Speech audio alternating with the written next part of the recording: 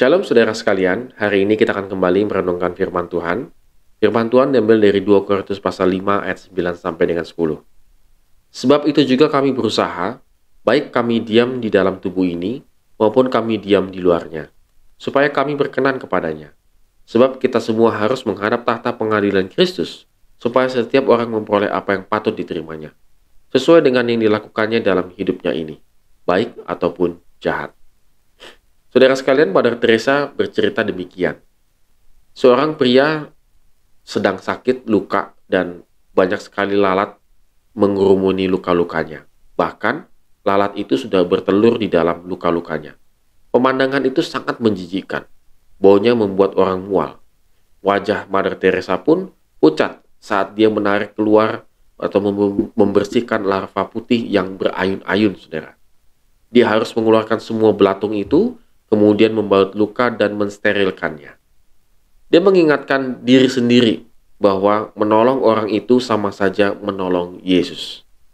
Saat pria itu dibersihkan dan diperban, Mother Teresa berkata kepada suster-suster pemulanya, "Bila saya tidak percaya dengan segenap hati dan jiwa bahwa tubuh orang ini adalah tubuh Kristus, saya tidak tahan untuk membersihkan luka-lukanya."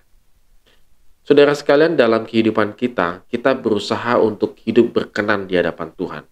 Tetapi yang sering terjadi dalam kehidupan kita ini sebaliknya, saudara. Bahwa hidup kita ini seperti hidup di dalam dua alam. Di alam yang terang, yaitu kalau kita berada di luar rumah. Kalau kita berada di luar rumah, mungkin kita dikenal sebagai anak-anak terang. Anak Allah yang baik, ramah, dan juga pemaaf. Tetapi ketika kita hidup di dalam gelap, yaitu di dalam rumah, saudara sekalian, kita seringkali ditemukan mengeluarkan sifat asli kita, yaitu pemarah, suka bertengkar, berselisih, dan lain sebagainya. Saudara, bagi Paulus ini tidak berkenan di hadapan Allah. Paulus berusaha, baik dia di dalam maupun di luar tubuhnya, itu sama. Artinya, baik dia sedang melayani Kristus, baik itu dia sedang dalam pekerjaannya, bertemu orang, dan lain sebagainya, Paulus berusaha untuk hidup berkenan di hadapan Tuhan.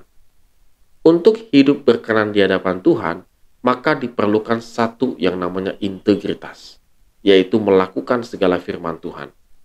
Dia berusaha dengan sungguh-sungguh, sehingga hidupnya ditemukan di berbagai macam sisi sama.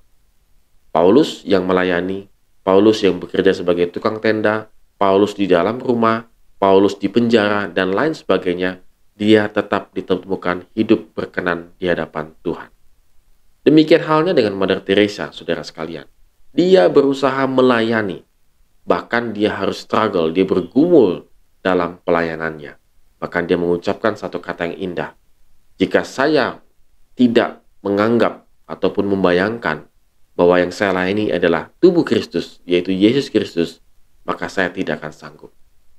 Saudara, ini mungkin merupakan bisa menjadi pemicu dalam kehidupan kita, yaitu ketika kita hidup berkenan di hadapan Tuhan, maka ketika kita berbicara, ketika kita melakukan sesuatu, ketika kita berbuat sesuatu, maka kita bisa menganggap bahwa yang di depan kita itu adalah Tuhan Yesus Kristus. Sehingga dalam pikiran kita dan juga dalam kesadaran kita tidak mau untuk melakukan dosa. Saudara, mari kita renungkan pada hari ini. Apakah hidup kita ini sudah berkenan di hadapan Tuhan atau belum? Mengapa hal ini penting bagi Paulus? Dia mengatakan bahwa semua orang akan menghadap takhta pengadilan Kristus. Baik orang percaya maupun orang tidak percaya.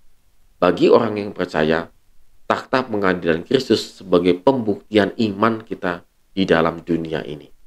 Apakah iman kita dengan perbuatan kita, perkataan kita, selaras, sepadan, atau tidak, maka semua itu akan dibuktikan di pengadilan Kristus.